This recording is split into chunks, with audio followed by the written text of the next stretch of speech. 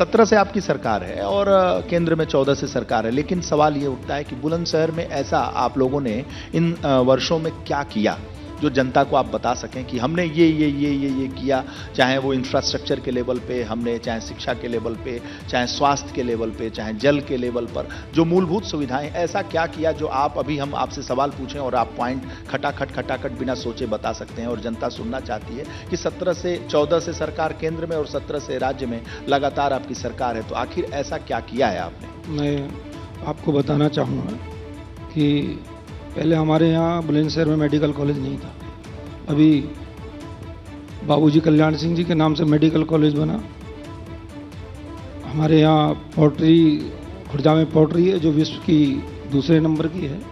खुर्जा में thermal power project मेरे ख्याल में तैयार होने में है और नियर बाई, क्योंकि जेवर एयरपोर्ट बनना है तो बुलंदशहर क्योंकि नज़दीक है उनके, तो काफ़ी जो विकास है वो होने की संभावना है और सरकार का पूरा ख्याल बुलंदशहर की तरफ है कि इस तरह से जैसे बुलंदशहर बुलंदियों का शहर है उसी तरह से इस पे चारों तरफ सरकार का पूरा ध्यान है और काम कर रही है। प्रदीप जी, सवाल ये है कि आप कह रहे थे कि आपने जिला पंचायत अध्यक्ष भी रहे, आप सदस्य भी रहे, तो जो बुलंदशहर है, बुलंदशहर के लिए एक मॉडल आपने सोचा होगा, क्योंकि आप जमीन से जुड़े हैं, ग्रास रूट से जुड़े हुए हैं और आपकी जो राजनीतिक यात्रा है वो जमीन से शुरू होकर अब शिखर तक बढ़ रही है, तो ऐसा आपने क्या किया है और क्या करेंगे? क्योंकि आपको सब कुछ पता है, जमीन की भी पता है और हवा की भी पता है, तो ऐसा क्या करने वाले हैं? आपने मेरी दुखती नज़र पे वो हाथ रख दिया। मैं बताना चाहूँगा कि जिला पंचायत सदस्य जब मैं बना तो उसके बाद फिर जिला पंचायत अध्यक्ष बना, तो जिला पंचायत असेंबली में हम भारतीय जनता पार्टी के 12 सदस्य थे, बाकी सपा बसपा के लोग थे। सपा बसपा के टाइम में माननीय मंत्री जी भी उस समय बसपा में थे। हरिंदर यादव और आशा यादव दोनों ही उस समय जिला पंचायत अध्यक्ष रहे और उसी के बीच में एक एमए था प्रदीप कुमार। इन्होंने जिला पंचायत एक मॉल का निर्माण किया और जिला पंचायत मॉल में जितने भी घोटाले कर सके थे उतने घोटाले करे। मैंने जिला पंचायत की कुर्सी जब पकड़ी, सबसे पहले बैठने के बाद में उसी की जांच शुरू करी। जब इन घोटालेबाजों को ये लगने लगा कि हम लोग जेल जाएंगे और ये क्योंकि संघ संगठन से जुड़ा आदमी है, हम इसे दबा नहीं पाएंगे, तो उन्होंने एक योजनाबद्ध तरीके से मुझे जिला पंचायत अध्यक्ष से उतार दिया।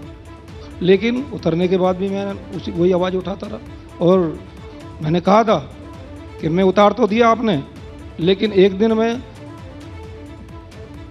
प्रदेश के सबसे लोकतंत्र के मंदिर में पहुंच करके इस भ्रष्टाचार की आवाज़ को उठाऊंगा और वहीं से मुझे न्याय मिलेगा। और बुलंदशहर में माल का भ्रष्टाचार अखबारों में छपता रहता है कि माल में इतना भ्रष्टाचार हो गया, 500 करोड़ का भ्रष्टाचार, 1000 करोड़ का भ्रष्टाचार, उसी के बारे में बता रहा हूँ।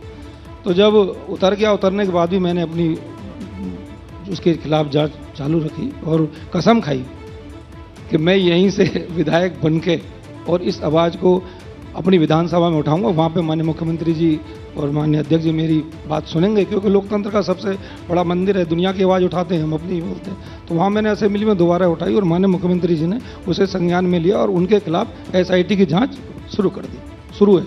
लेकिन अब भी कुछ सपा बसपा माइंडेड अधिकारी हैं, जबकि माननीय मुख्यमंत्री जी ने तो 1 महीने के लिए कहा कि 1 महीने में इसकी जाँच हो जाएगी, लेकिन किस कारणवश नहीं हुई। अभी माननीय मुख्यमंत्री से मिलेंगे, फिर इस पर चर्चा करेंगे।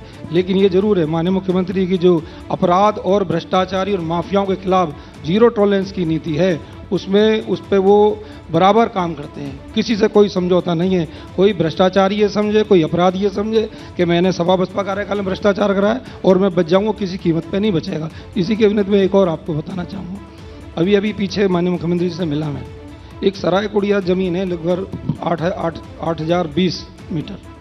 ये ज़मीन काफ़ी समय पहले उनके पूर्वजों ने सरकार को दे दी और वो अधीन रही जिला पंचायत के। जिला पंचायत के अधीन थी, जो वहाँ एक अस्पताल बनाना था। उसके बाद जो मालिक थे उसमें, जिन्होंने पूर्वजों ने वो ज़मीन उनको दी, उनमें से एक हिस्से वाला ने हाई कोर्ट चला गया और उन्होंने कभी मेरी ज़मीन मुझे वापस कर दो। तो हाई कोर्ट ने उसमें से 802 मीटर ज़मीन उसको दे दी।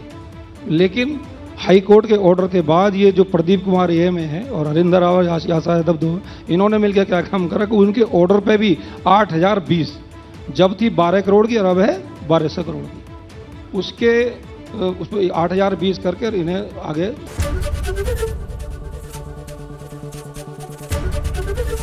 एबीपी गंगा, खबर आपकी, जुबान आपकी।